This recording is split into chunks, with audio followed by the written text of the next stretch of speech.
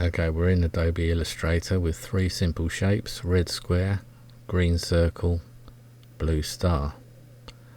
They are on sub-layers in the order in which they were created, and you can tell that by the sub-layers here. So the first one drawn out was the red square, and the second one was the green circle, and the third one the blue star. But for your particular project, you're requiring that they're on separate layers. So first of all, you need your layer panel open. Mine is, as you can see. If yours isn't, come over to the Window tab and select Layer. Check that, and it will open over here.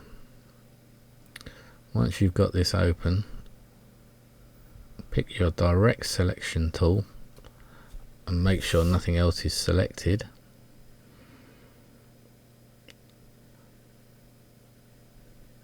Open up a new layer.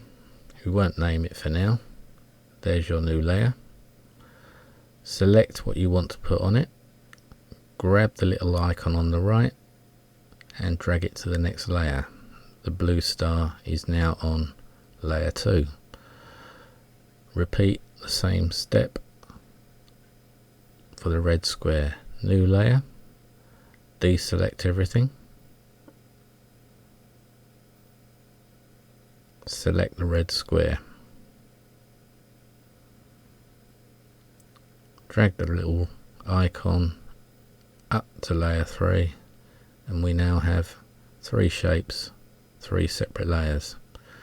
And you can prove that by clicking the eye icon, turning them all off, turn them back on. Three separate layers. Thanks very much.